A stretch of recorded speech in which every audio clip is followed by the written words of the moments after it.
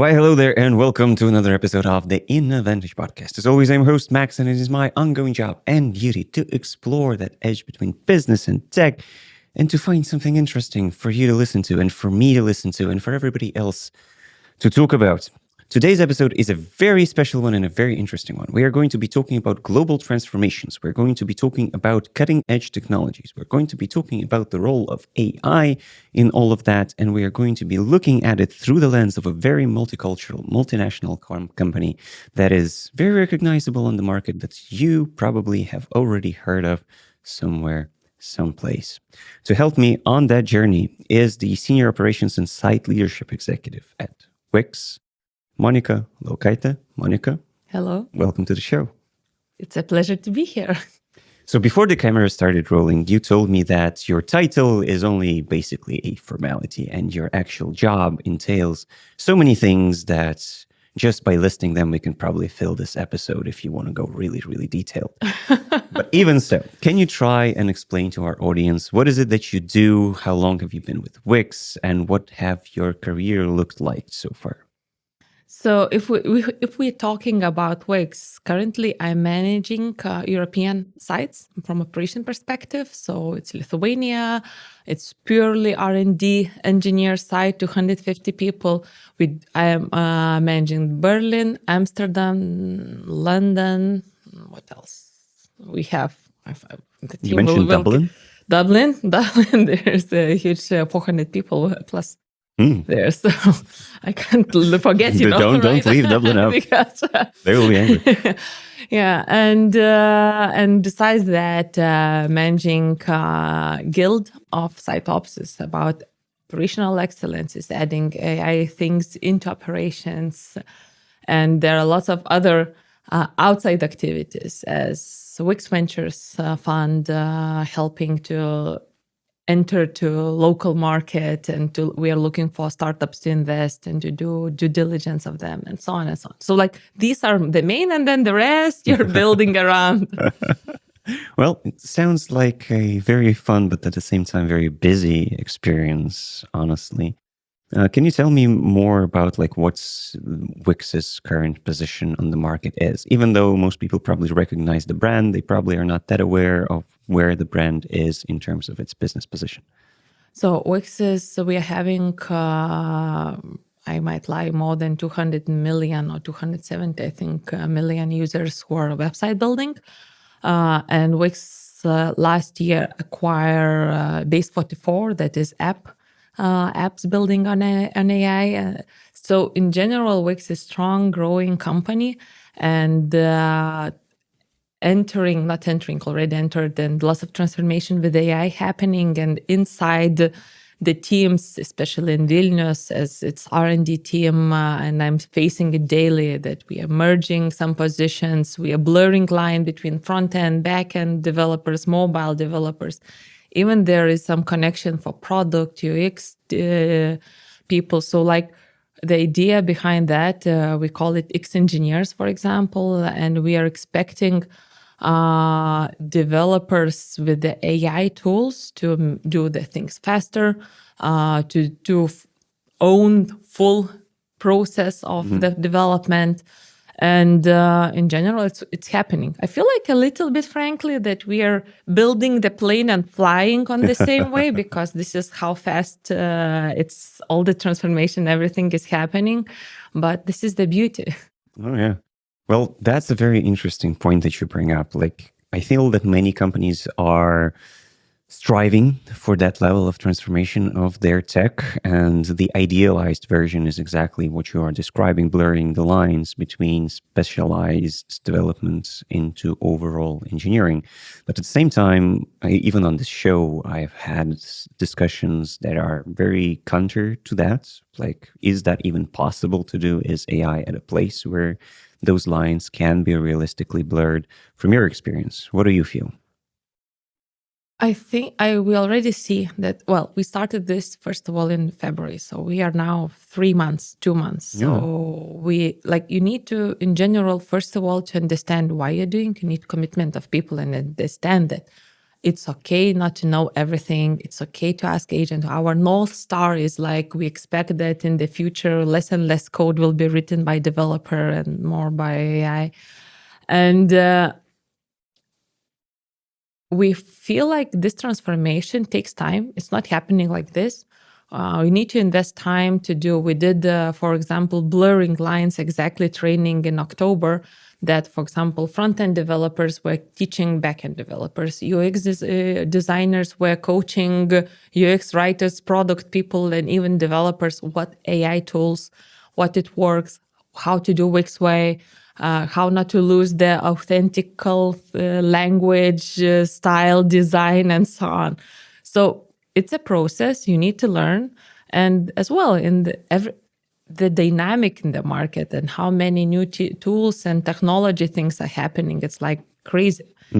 And even ourselves, we do and build, I think better, we need to ask engineering team leads, the tools that automatically inside the company, they build internal agents. We did the AI hub.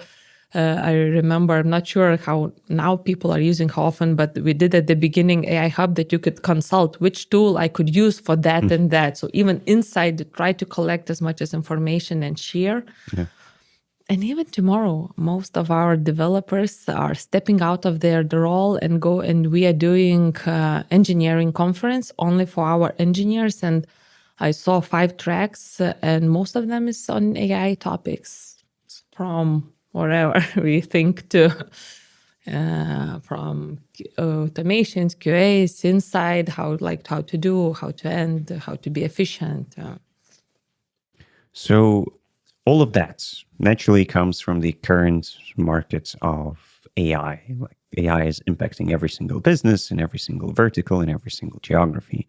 From your standpoint, is it driven by any specific metric or any specific function of the company? Like, do you focus on efficiency, or do you want to produce more, or do you want to move around faster, or do you want to experiment more? What's the overall goal of the AI transformation? I think you already listed almost all of them. So it depends from which angle. It's always easy answer. It depends. Definitely, we are looking to offer our clients easier and better solutions to build a website, Sure. or to build the app, or to run their business more efficient, because most of our clients are doing online solutions for them. So definitely this is one of the measure, what we can offer them. Another measure is how we are doing it, how our daily job looks like, how many, like we used to have the team of 5 years ago, 12, 20 people to do on one product working. Now the headcount reduced to 4 even can be, and they're doing the same scope of work. So it means that personal efficiency is exactly what's happening and every day happening. So it depends on which angle you're looking. And even myself, I just recently set up Google Studio, and I did that. All emails I get from wherever exactly Max, I would get automatically scan my emails and draft my letter back. I would not need to write the email. Or I already set up for that. I would get on some topic, example, competitors, Gemini screen, what is happening globally, and send me daily 10-line summary on my email in the morning. So there are lots of tools to make yourself more efficient. So this is like, for me, it's like if you want to run and move further together what's happening in the market, you need to use it, not only talk to ChatGPT or ask Gemini where to go for something. You need to implement in your daily tasks. Just you need to try it. That is true. That is true. And the abundance of the tools that are available to everybody right now, especially to software engineers, is so great that the potential for it is very hard to even quantify. Fun anecdotes in my job, in my work, we had a little experiment between like the founders. Like one of our founders who's in charge of all of the delivery has scanned all of the conversations and all of the emails of the other founder who's responsible for finance. And he built a bot that basically automates like 95% of their work, like just basically kind of a digital twin, but it's too much of it. Not really a digital twin, but basically like a digital twin of their work. And he was like, okay, wow, that's insane. And but then he can do other things. Yeah. He can look for investors. He can do like this is exactly the very good example, because I feel like before I was spending a lot of my personal time on the things that can be automated in general. Yeah. And now I can give more attention and you say, oh, your scope of work is big. Yes, it's big. But like if we do some automations, you can now, work on Wix Ventures, look for new startups. You can lead or come to the podcast. Yeah, true. Thanks AI to that. Exactly. Yeah. I would say that a lot of companies then are faced again with the same thing, right? Where the gains are theoretically very, very big and they impact everything from just your overall performance to like cost efficiency to everything else, right? How do you then judge whether or not the transformation was actually successful? What kind of metrics do you prioritize and count? Probably not lines of code that are written, right? But something needs to tell you that things are happening. I think this question I can't answer because I'm not so much into metrics of developers and R&D teams. Yeah. I'm more like very cross-location, cross-function, and so on. And frankly, like I can guess only. Yeah. But I would say that for us, the metrics is mostly anyway we are counting on new features we build that generates income. Mm-hmm. And what is the impact? Of course, there are some features that is you build for internal use and to make us more efficient. So definitely, if like there are two KPIs the same as you mentioned, is it bringing more value for the customers or is it making us more efficient? Yeah, makes sense. Makes sense. And on your level, you also mentioned that you are implementing and using AI a lot. Personally, where do you feel is kind of the most impact that you have felt? I feel like we can do much more with less people. Mm. And this is the impact. We can do more from all angles, starting from taking off recruitment to well-being in the teams, looking for solutions inside how the finance managed, I feel like you can do more with less people. Yeah, sounds almost perfect, but like there must be something that isn't perfect, right? With AI, like what's the main caveat you currently see? So I guess sometimes you feel like, how can I use it? Where? No, I can't.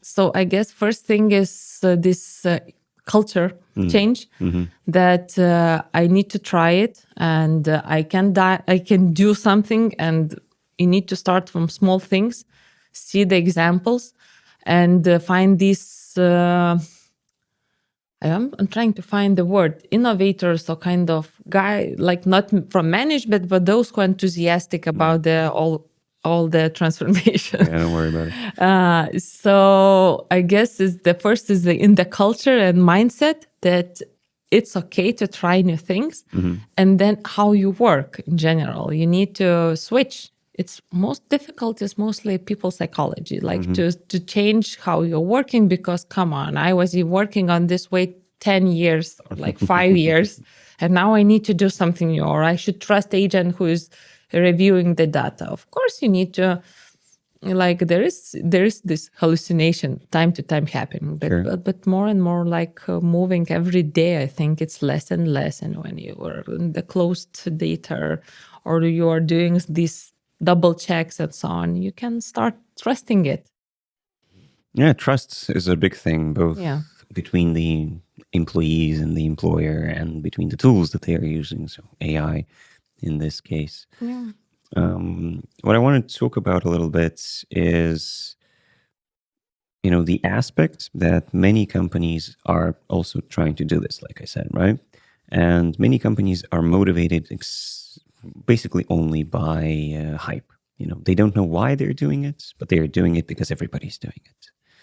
How would you separate the company who does exactly that, a company who follows the hype, versus a company who actually does a meaningful transformation? I don't believe in transformation just for the sake of transformation in general. You need to have behind the problem you are solving behind, or the repetitive task you want to change. So first, I guess, wherever we are doing this why in the middle should be stand first. And I saw some stories, not at Wix, that even the manager or founder of the company, they want to do AI because it's trendy word. Everybody does. Why not? Yeah, sure. And they start even building AI tools inside without buying what is easy to find and just tokens pay, and that's it. And they spend a lot of money, and then they realize it's not working. It's like, guys, try 10 different what is already in the market. You can pivot it with their various tools as well to create your agent or do something, I don't know, clean your data. It's like just you learn by doing.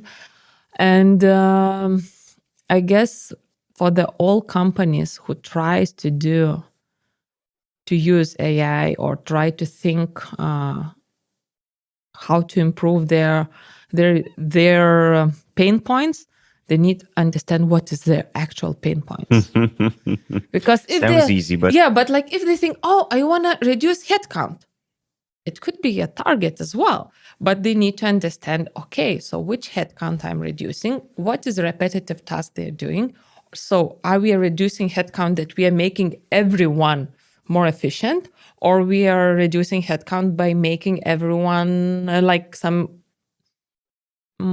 repetitive tasks or not clever work doers to shift to other positions or like separate with them and do these automations by AI. So like there are various directions to go. True. Then my question would be, if you could give some piece of advice of company founders or owners or managers who are in that position where they need to go through a AI transformation for one reason or the other, where should they start? Should they look at the technology and look for problems there? Should they look at people, processes, competition? I don't know. Like we started very simple. We made the hackathon like 2 years ago. First thing was we made a hackathon. Before hackathon was one action. Roll back. It was, first of all, we made all AI tools available. We connected them. We called it Wix Hub. Like the same I mentioned, that you connect even all Claude, Gemini, wherever we have premiums in one place to connect, and that every employee could use it, try it. Then we did sessions to explain what can be used for, even like Google Studio, how to automate automation to make for your email or to do the summary receiving of the news, for example. So various trainings that is like just to understand what you can do. And later on, we step in and we did 2 days of hackathon that wherever position employee is, from administrative to travel to developer to so on, to think of an offer for 2 days. Come on, now is lovable. Okay, I shouldn't mention how lovable. We should mention base 44 as Wix is developing it. But there are plenty of various tools. You can even create demos, CRMs, and so on. So you find with the AI that demo working, it's very easy. It's few prompts. And then connect the data comes, and you already on Hackathon have quite good bunch of ideas from employees that would help them to be more efficient. And after these ideas, definitely you do gamification, you do awards and so on. And we chose several of them to develop, and we'll continue our integrate in our new projects, new products, or even these ideas was to make some improvements for customers. And that really helped. And then later on, we moved to the next phase, really listed them, dedicated people, found these ambassadors who want to run.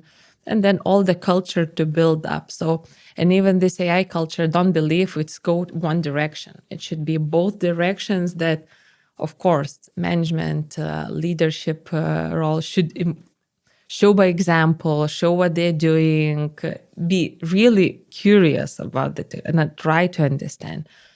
Or even they don't understand, ask for help to understand it. And then as well, we find these ambassadors who are really like into that. So like together from both directions, you can make a change in the culture and the people mindset. Makes sense. So it's people are still in the center of that transformation, and a lot of people that are trying to do those transformations, I think, want to kind of move away from people just by default. Now we'll have AI, we don't need people anymore. Yeah. But from what you're describing, as I hear it at least, the transformation starts from those people because they understand the problem probably more than anybody else. Sometimes, like if someone would tell me the problem is something, I don't know. Like, and if you are not directly working, you don't understand. So definitely it comes. And another part that really works is like the AI training should not be after working hours. It should be in your working calendar, scheduled at least 1 hour per week for something to learn new, because this is the way it's happening and the company should allow that. Yeah, makes sense. But that is a very big investment and such a big risk. But I don't think that's a big risk, because like I see that these tools are really making you more efficient. And if I spend 1 day, but later on I save 5 days in my month of calendar of time, like calculating, I don't agree that it's like a big investment. Yeah, at the same time, I do want to play devil's advocate a little bit because depending on the context of the business, there are many risks that are very hard to foresee when implementing those solutions. And specifically, like Wix is a software first company, right? The software part is indistinguishable from the business part. But take something a little bit more diversified, where a person in your position might not even know about the software that exists. And then the AI starts probably from the software because that's the most places of impact that you could have probably in the place. So then you have those kind of two worlds, people from the business realm coming into the tech realm and trying to force something that they don't really understand. And that in and of itself, while creating initial gains, through efficiency, like, hey, we now are delivering features much more efficiently. I didn't know what features were a month ago, but now I know that we are delivering them much faster. So now we can fire some of those engineers. If you're like, I don't know, like a plant that develops, I don't know, like microphones, right? Like the development part of the microphone is going to be much more focused than the software. So would you say that the same approach would work for those people as well, because kind of the same principles apply, or they should be more cautious? I wouldn't say that, I'm really very many years in software and SaaS industry, so I can guess. But for me, it looks like if you can do more, so you can create better microphones, for example, you can offer like maybe those who are better take out of this around the surrounding sounds and so on. So like as example. So I guess it's just ability to give employees more space to show their inventions and to show their potential where they could start and do things that even company haven't thought of. And later on, they can win from that. True. Even can happen some spin-offs. Yeah, that's a very good tool for business experimentation. Exactly. By the way, Monday, if you know it, it's Wix spin-off. Oh, really? I didn't know that. Yeah. Okay, that's cool. So these are experimentation happens. Well, yeah. Again, Wix is as a company, as a case study, is a very interesting one, generally speaking, which many other businesses can learn from. And I do want to move on a little bit and talk about your own experiences with Wix so far. So you have mentioned you've been there for 12 years, right? That's a long time. especially in the tech world, that's like ages within the tech world. And over your career, I'm sure you've seen those many transformations come and go. What has been like constant from your experience? What things always change and what things rarely ever change? I joined Wix quite raw material, I would say. This is like, we can maybe roll back to my childhood. That's very, very back. That's a big rollback. Rollback, but like from my childhood, my parents was telling me that if I want to buy something more expensive or go to a more expensive trip, I need to contribute some amount. And I was, since 12, was working in father's company, did this stupid job, you can call it, putting invoices to accounting system for half of the summer, getting some money that later on I could spend for a family vacation or buying some bicycle or something. But that taught me that if you want to reach something in your life, you need always to try harder. And then I moved to, I worked in some companies. So first, it was EY and M&A, due diligence in the financial sector, later government, and moved to Wix. And when I joined Wix, it was idea that I met Avishai, a Wix founder, in one conference, and I pitched Lithuania, and it came out that I pitched not only Lithuania as a country to be for R&D center, I pitched myself. and the thing that what I noticed, and it really works, how Wix is choosing the right people is they are looking for people who is trying harder. They feel ownership what they do, and non-stop learning in general. Because if we look to this, these 12 years and so on, this is why I came to my childhood. I realized that I never had, I guess, the same month doing the same things since 12 years that I'm at Wix. Every time something new. I joined Wix. I had to set up developer teams. It was totally something new for me. How to recruit developers in Lithuania market. Frankly, it was the time that it was lots of shared service centers. We haven't had many product companies. And Wix was one of the first, besides there was Winted, was 20 people. And no one talked about NordVPN. No one talked about other companies. I remember Rytis from Omnisend, he was just starting to do his startup. So when we came, and we tried to look for the developers who own the things, who develop the product, who knows the global markets, how to make the product for 20 countries with different localizations. And we were quite a niche company in general. I felt like we were educating the market, what it means to do the product. But it's very fast as a snowball effect rolled out. And the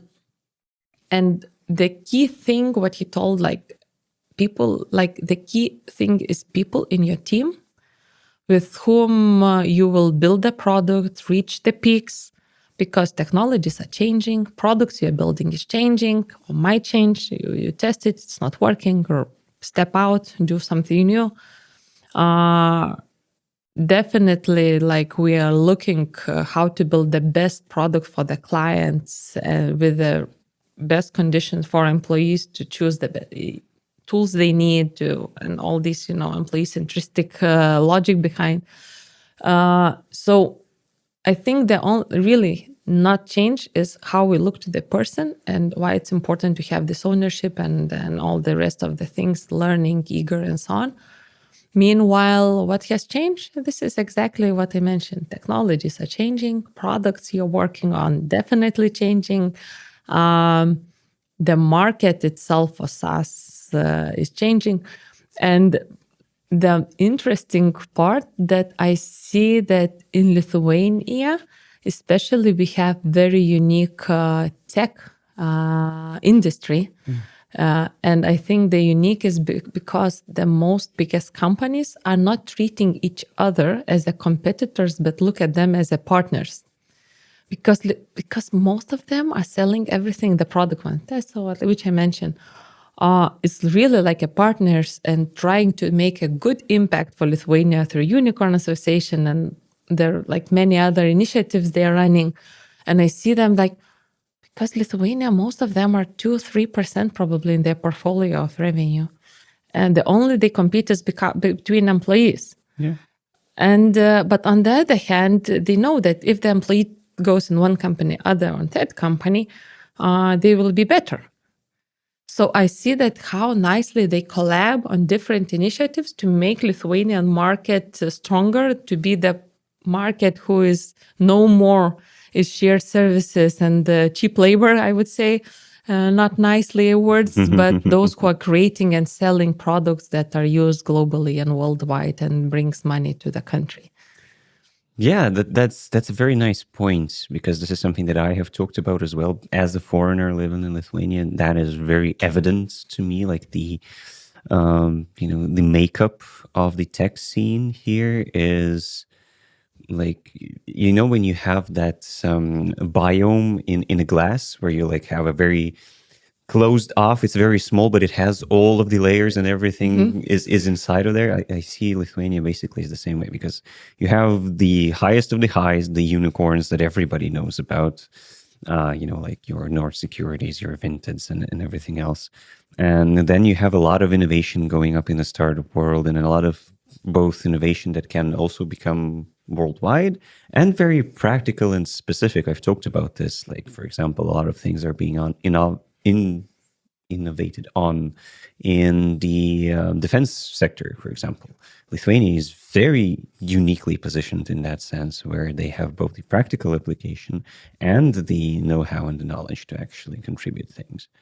And then you have the middle ground, where there are a lot of businesses that are just businesses that are, like service level businesses that just do a service for somebody else somewhere, both internally and externally. So you have all of the layers that you would expect from a fully developed tech scene. And I've always admired that takes a lot of effort and work from everybody involved, especially for a company so small, relatively speaking, of course, as Lithuania.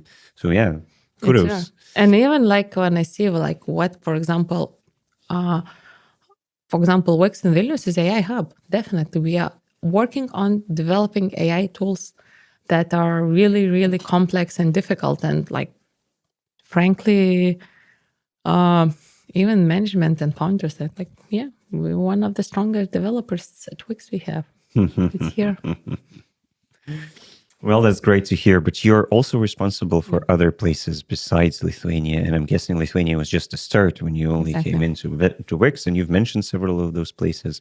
So can you share a little bit of an insight as to how that even happens? How do you scale an organization across different cultures, different mindsets, different goals, different tribes effectively enough? Yeah. So in general, each site opened with a different goal. Probably, definitely.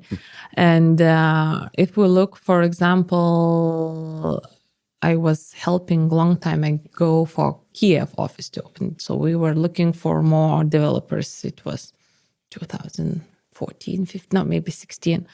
And later on, I worked, for example, we were looking for customer care center where to build in Europe. And we did this market research. Is it Amsterdam? We were looking, I think, even Germany and Poland, and don't remember the whole scope. It was 2018. And we decided to do in Dublin because most of tech companies are there. They have very good student pool to get good language support. And even now, I think 75% of our Dublin office employees are foreigners, not Irish. And by the way, Irish language is very, I like them. They are like, English is so soft. And frankly, when you talk I know that there is some research made that if it's Irish English, it's much better treated than even British English or definitely Indian English. So that was one of the reasons why we have in Ireland. So in 2018, I was setting up the office. We were building. We have head of that customer care center from US relocated person. We have Sigita, Lithuanian HR. but she was born in Ireland, I think, or at school age, like she was local. Yeah. And she is still with us. So we built the site. So one of example. Meanwhile, there was post-COVID, I think, the moment that we realized, we did first demo in Japan, and Wix realized that we need to have localized offices to have better sales. And in that moment, we shortlisted 8 countries. It was India, Japan. Japan was already done. India, Sydney office I was working, Amsterdam office I was opening, UK. Like there was Singapore. I was working on like 8 offices and different locations, some like step by step to open. And that was the purpose, to find local contractors. For example, if you're like doing a website and you need local, I don't know, post service, payment service, and so on, and to do lots of marketing things. And frankly, not all the sites is now. We localized the product there. We found the partners, and we realized we don't need actually a physical office in each of these key markets. And for example, in some of them, we step back. So I had another interesting, like, at some moment, open, and then closing. It's not efficient. That doesn't bring the number of new customers. It doesn't bring the value for the clients. So it's another phase. So it depends. And how do you face those kinds of challenges? Do you feel personally like maybe I don't know, like it's just sad, you've created it and now you have to close it? Or is it just part of the job where, No, it's a part of the job. And I think it's with everything you are doing, you become smarter. If someone would ask, is it like, I remember this small site outside was Australia, Sydney. It's like, oh my God, how to do this in Sydney? Now, if someone would tell me how to find this, how to open the office, I know the list. Find the legal, check this. I have a checklist that already 5 things to do it, and you know how to move further. So it depends on I feel like it's experience. And then frankly, to close the office is much more hard than to open. Oh, really?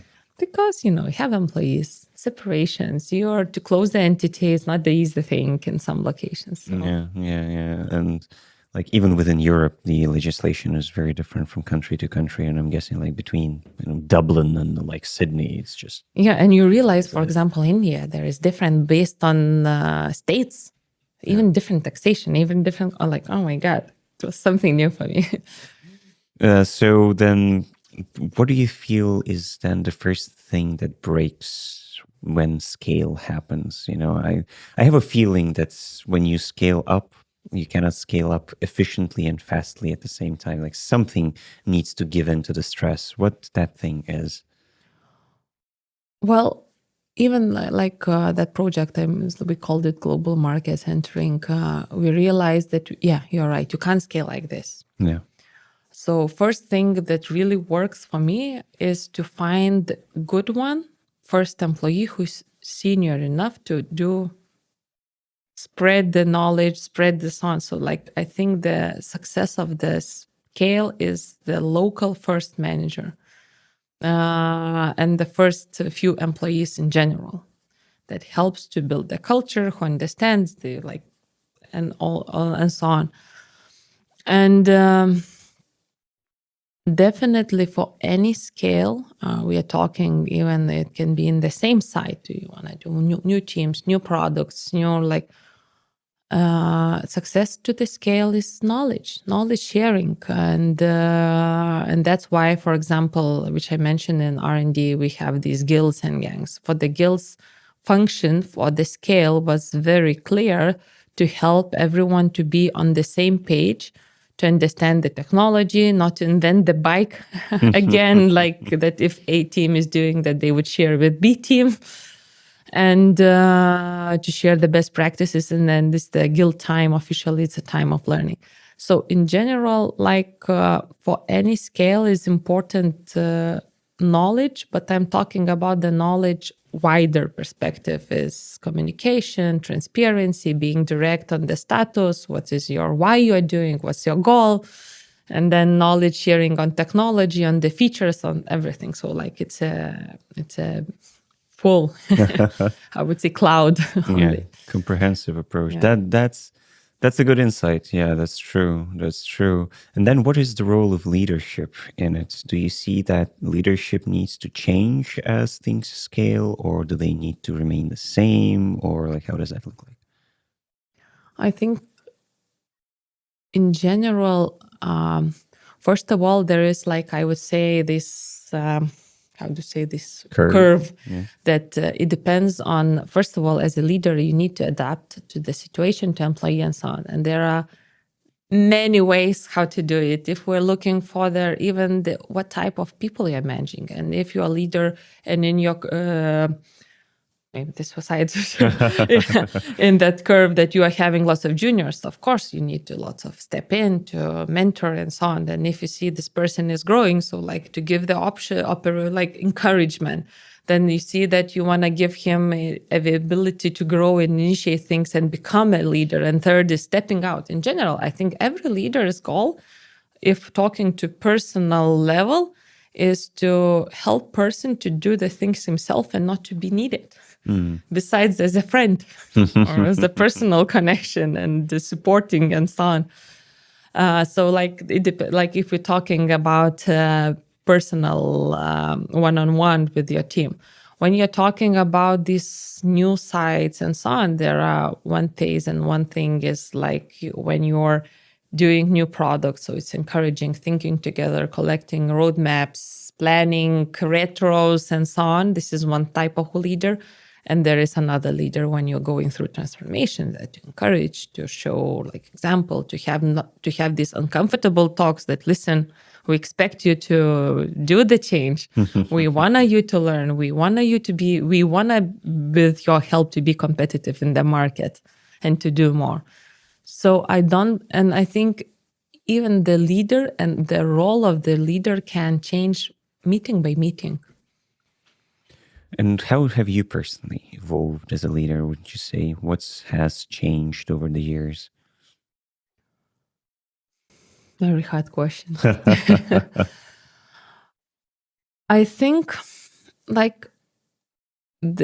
understanding that you need to admit, for me, I guess it's the leader and biggest change is like admit the mistakes and telling that, listen, I don't know something. It's not a shame. It's a very hard thing to do. And it's very hard to tell that. And to get this negative feedback from your colleagues, even the people under you, and ask the feedback, how to ask them, and like to ask, if you be my role, what you do differently and so on.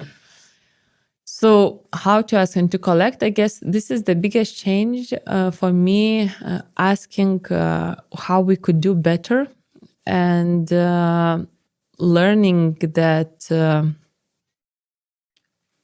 leader is just a title, but you like manager probably is the title, but leader, you need to be open and you need to be available to change wherever it's needed and to get the feedback. And people sometimes even comes to share how they feel, or like even okay to share that something is not working. And you're right, it's hard to hear, but with the time you learn it. And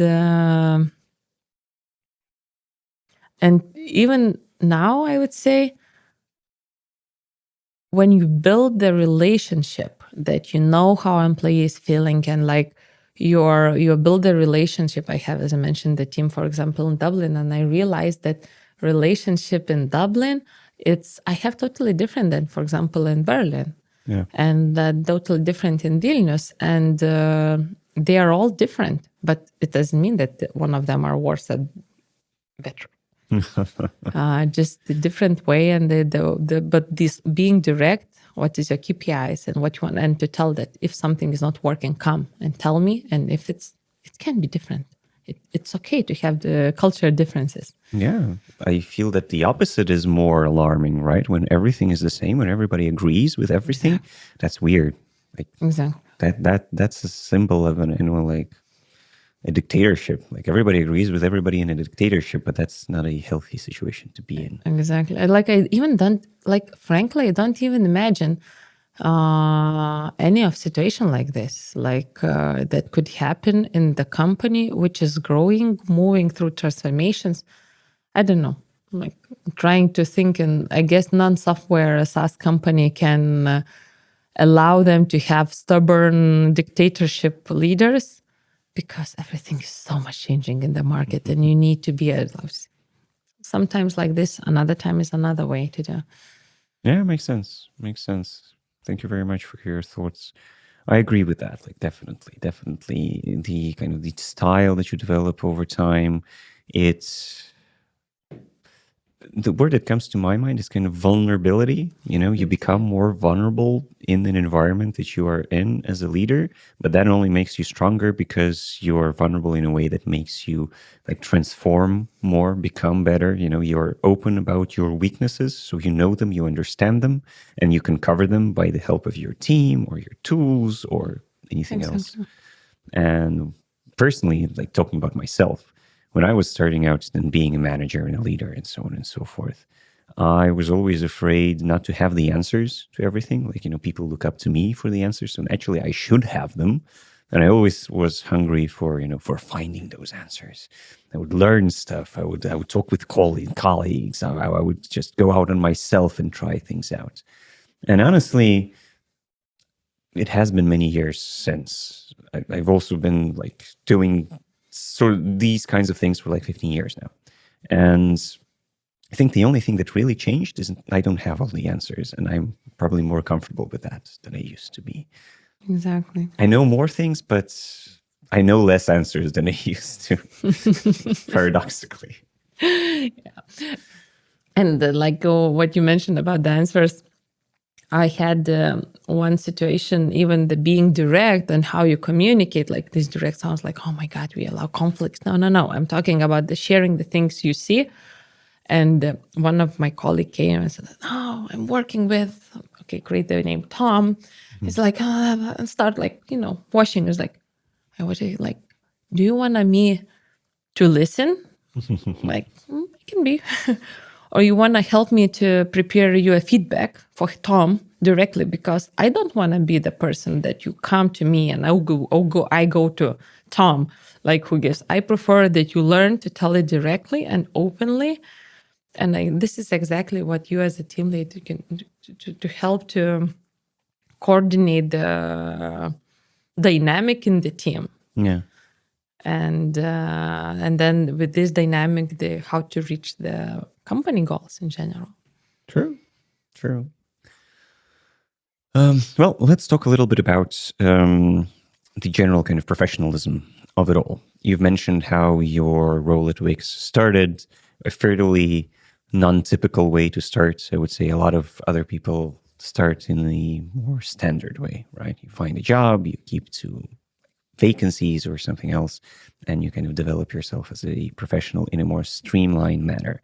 And I feel that whole system is also being challenged by AI, and I'm definitely not the only one. Everybody feels that the whole kind of roadmap of, okay, you do well at school, then you go to university, you become an expert in a particular field, and then you go out and work in that particular field, and then you start as a junior, and then you become a middle, and then you're a senior, and blah, blah, blah. That kind of no longer works. The whole ladder has been broken. And that's shocking for many people, of course. But at the same time, that's the reality of the situation that we are all in. I do want to leverage your expertise a little bit as a person who has come a long way in their career and as a person who hires a lot of people in different mindsets and cultures. What would you say is the correct approach to building your career right now in this age of AI? So when I mentoring the young people, I give even myself example that first job or internship and so on, I was looking for the knowledge. It's not the salary, money. It can be free internship now. Some internships are paid. So, but choose the company you can get the most knowledge. It's better to not to get much money, but to get more knowledge. that would help you to now it works with AI tools, which are tech savvy. There are, I don't know, whatever industry you are, but look for first thing is to get the knowledge. Second thing, when I changed, it was nearly intention to look for the network. So of course, you can start through meetups. There are many of them. They listen good podcasts to collect the knowledge. But you can go through to try to find the job. Next phase, when you have some knowledge background, to look for the network. We go to, I don't know, accelerators, even not necessarily related to the work. Sure. And I feel like it was the right moment then to find the company you want to grow and you believe in. And I was not I was believing in people and the product, but when I joined Wix, we were before going public. I was 500 employee. It was quite a small size company in general, and first in Vilnius. So you just need to believe in and then hard work. So, but when I look with this AI transformation, as you said it and everything, I feel like this blurring line through the positions and the future is those who knows not only one thing. Mm-hmm. If you are, at least you know something from two areas, engineering plus product, I don't know, design plus video making, or if we try to think it would be very hard to give from traditional business because I'm out of there. But I feel that the future will belong for those who has knowledge of at least two areas. Mm. Then they can combine. Then it means that you have broader understanding, because critical thinking is the future and how you see things, because agents will help you to do daily tasks. You need to see the things and analyze and to understand the problem and to try to think of the solution for the problem. Yeah, critical thinking is becoming more and more important, I would say, even outside of professional life. Again, fun anecdotes.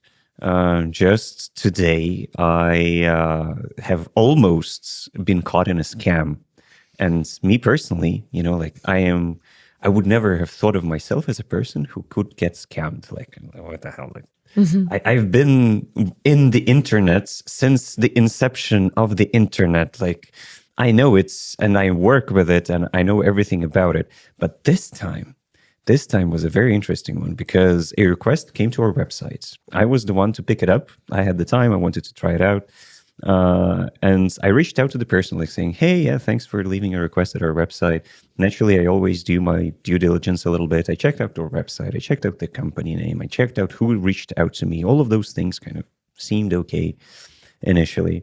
And I asked them for more information, let's have a call, let's chat, let's see what you want to do, and blah, blah, blah, blah, blah.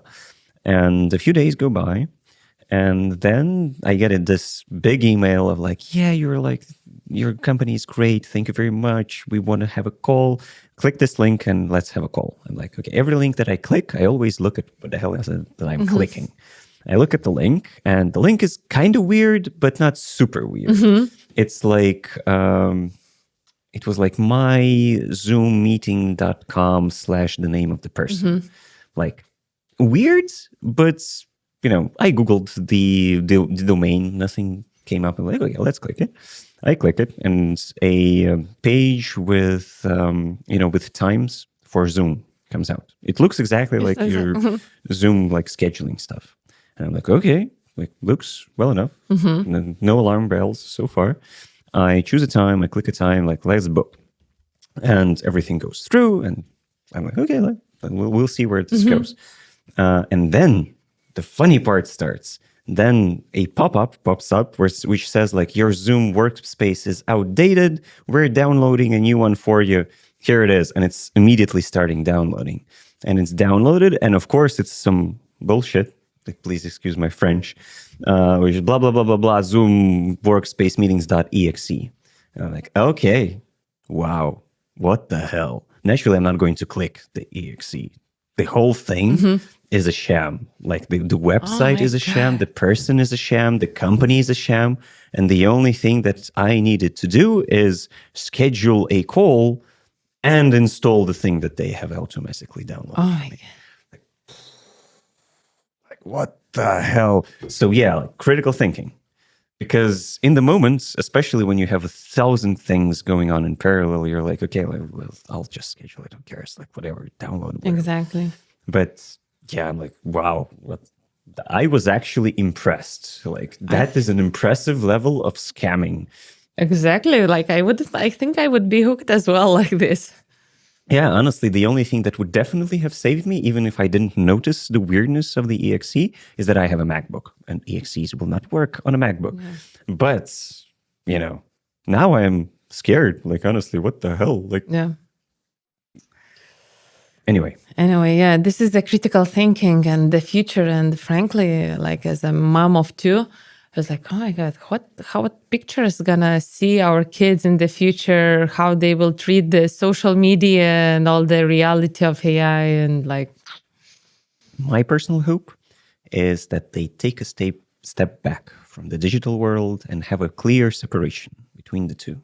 There's so much fake stuff, even now, where you can't trust videos, you can't trust photos, you can't trust text. Everything is botted to hell and back, right? But it's still functioning. But if it continues the same trend where we cannot tell the real from the unreal, where everything is oversaturated by fake outrage and fake talks about nothing, then maybe the next generation will just look at it and say like, yeah, well, it's a circus, and I will treat it like a circus. And then there's human conversations with real humans about real stuff, and then there's everything else. Because for my generation, for example, the thing is unified. It's just part of the social experience. The digital and the real, they are kind of... So maybe they will separate and be more healthy for it. I hope so. But like they need to start going out, not on sitting on gaming and like this is another thing, and start doing like if some from young generation is watching this podcast, this thing is like you need to move your ass from the sofa or wherever bed and your laptop and like start, because most of the business ideas, everything is happening not remotely communicating with people. It's mostly with these one-on-one. Even your example of how you ended up in Wix, like you cannot fabricate that. You cannot do that like on purpose. You need to go out there and look for opportunities by talking to people. Exactly. And then at some point, somewhere, somehow, something may happen. No guarantees. Again, like this is like advice coming from a place of, try and do stuff, not go out to 10 meetings and you will definitely succeed. That's not how that stuff works, unfortunately. Yeah. And even 70%, I saw in Harvard Business Review that 70% of jobs are recommendations or through network. So it means that if you are staying by your laptop, it means that you are in these 30%, that rejection rate is 3 times more, because definitely if you have 2 equal candidates, you will go with those who has recommendation. True. That is and always has been true, and it is even more true now. But yeah, to kind of try and wrap our whole discussion, put a bow on it. Moving forwards, do you think that, those kinds of transformations, AI transformations and growth transformations, and everything that is basically being forced on the market by everybody else, by, the market expanding, by competition, competing with you and everything else, do they have a point where you can just say that, okay, we've done it, we've succeeded, or is it an always continuous, endless road? And I kind of have a feeling what you will answer, and then you can answer instead of me. My second question would be then, how do you prepare for the endless road if it is an endless one? Yeah, definitely, it is endless road. Currently, I feel like myself, I'm doing MBA, studying on this field. Definitely have blocked calendar for AI training, so they're trying new tools that I haven't tried. even meeting with colleagues from the office that working on something that you don't understand. And I guess the future belongs for those who are open for learning in general. And because I believe that how we work now, our kids will do more efficient with different technologies and even different way. That's nicely put. Nicely put. I do have one more question, though.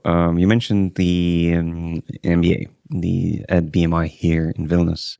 I'm guessing you had a wealth of choices of which one to pursue and whether or not to even pursue it, because as we've talked about, the whole kind of roadmap of you go to university, you get a degree, and then your career expands is kind of broken nowadays. What made you choose an MBA and specifically like BMI here? At some moment in career, I realized that I have enough of knowledge in managing people, in doing some things, but there was some gap of knowledge that if I need to collect from somewhere, you can do it, like doing myself, but to do in the group is much more fun. So, and definitely there were some friends who were studying, and I said, okay, why not? It's another opportunity window that you can just expand your network, learn new things that you don't know, and even some topics, frankly, really surprised me from good side that I haven't even thought of that. And I feel like after EMBA, I am more open in this transformation. Because of the things that you have learned, or because of the environment, or why? Both. Just because, like, some things, even about ESG, there was a course that is like, oh, come on, who learns about this? I'm doing that in Europe. Well, we integrate like, what can be learned? Like, But in the course, when you start, and I don't remember the name of professor, but like she gave examples that what community things are working, and the examples you go through and case studies, you realize that working on case studies and understanding, seeing other companies' examples inside the room who people are from, makes your just understanding and broader, I think. Yeah, that's true. That's true. So education will still have a place in our I lives. believe so. It will have a place. Just, I guess, it will be more and more challenging for educational institutions to keep the pace with the transformation happening in the market. True. But as we know in business, challenge creates opportunity. Exactly. Right? To bring those people out who are not only singly focused on a particular skill set or a particular profession, to broaden them out to be more efficient in creating those kinds of people. That's a challenge for the educators. But it's a fun one. It's a fun one, and there are lots of good practices in the market that they could do. Lots of workshops around and create new programs. Yeah, true. Well, as I much love to continue our conversation, we have to put a stop on it somewhere. Where do people learn more about you, hear you speak, and where can people find you? Well, I guess LinkedIn, as everyone is there. So definitely find me on LinkedIn, Monika Laukaitė, and follow me or write message. If you have something to ask, welcome. I'll try to answer. Not immediately, but I try to answer LinkedIn messages at least once in the month. Sit down and scroll everything we got. That's also a rarity. I wouldn't expect. But yeah, thank you, Monika. Thank you very much for giving us some insights into your career and many other factors that you've been exposed to. And thank you all as well for listening to our episode here today. If you liked it, push the like button, leave a comment. If you didn't like it, there is no dislike button, unfortunately for you. Leave a comment, and fortunately for me, that will still count as positive engagement. Subscribe to the channel, let us know what you want to hear us talk about next, and good luck on your own professional journeys. Bye-bye.